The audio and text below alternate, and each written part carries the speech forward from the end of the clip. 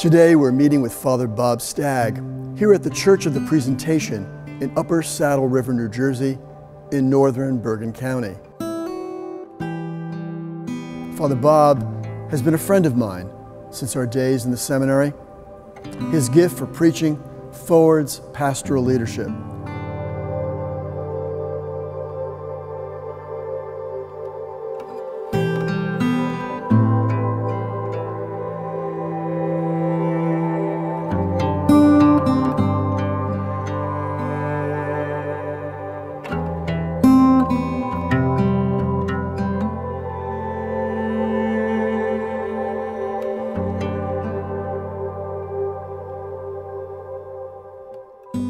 I'm delighted to be here with Bob Stagg. Your leadership is so evident at Presentation. You've been here a number of years. It's 12 by now. 13. 13. And in so many ways, you are the adaptive leader. You've been able to motivate and give great momentum to this parish. Let's talk about leadership, because is that something that you're particularly good at? In so many ways, this parish is a testimony to your ability to generate great energy and talent from the people that are here. Yeah, Mike, I think parishes operate best when they're staff-led. And I think high-performing staffs mean high-performing parishes. When I heard that quote, it sounds a little bit like the woman at the well, who was, who the Lord spoke to, and then she became the missionary, and she went back and told people about it, and then they said, well, we don't need you anymore. We met Jesus ourselves, but she was the instrument that got them there. But once they got there, like a good umpire, you're better, seen and not heard. And if an umpire is in the middle of a ball game, I think you're in a lot of trouble. Now, in so many ways, this particular church has had a history of great leadership, and particularly laity who are definitely involved in the day-to-day work here. Could you explain? So I'm the 5th pastor here, and the 3rd pastor here when this place developed and went from a little bungalow community and it became a very fairly affluent suburban neighborhood in the center of this bi-county area. People started to move in, and the 3rd pastor laid down a wonderful footprint, which the 4th pastor and myself took full advantage of.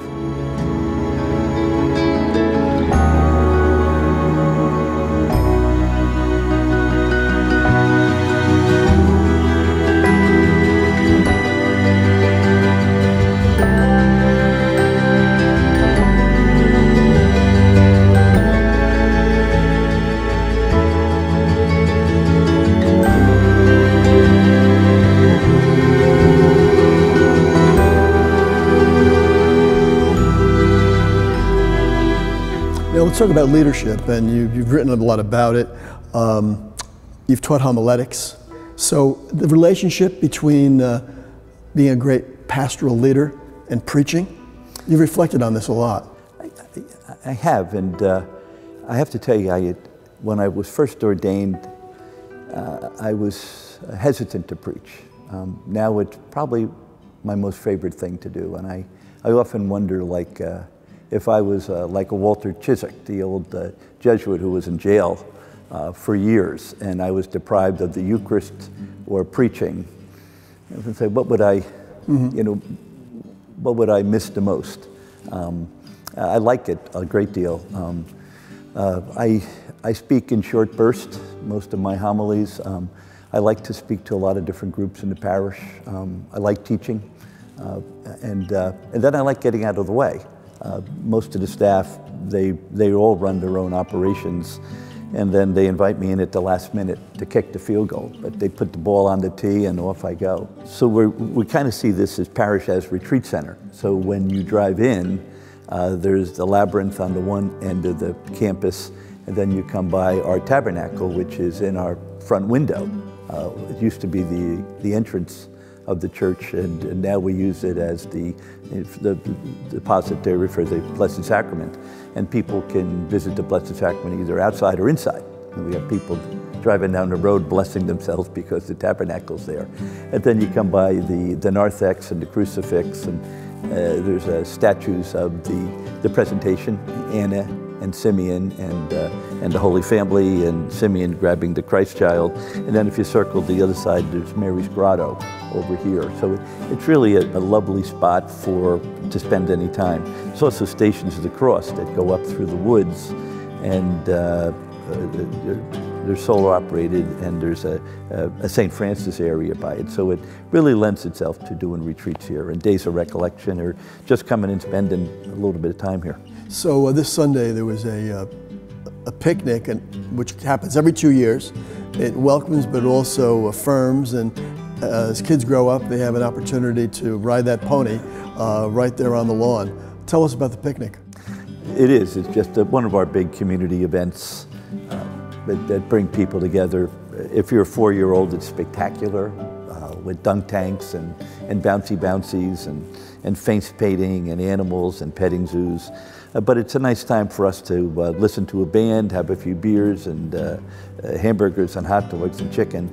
So we do a number of those social events. We do a wild tailgate in the middle of the summer. We'll do a concert on the lawn. It's an opportunity for all of us to get together again, and we look to provide momentum for the rest of the year. We have seen the beauty in this church and how the gospel can bring people home to Christ. The Irish poet John O'Donoghue writes, "The human soul is hungry for beauty. We seek it everywhere. When we experience the beautiful, there is a sense of homecoming." I want to thank Father Bob Stagg and the staff here at the Church of the Presentation for all their assistance.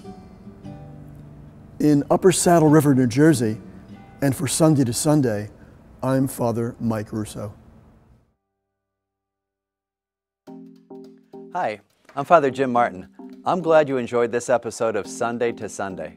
Please click on the subscribe button to the right so that you don't miss out on the next episode.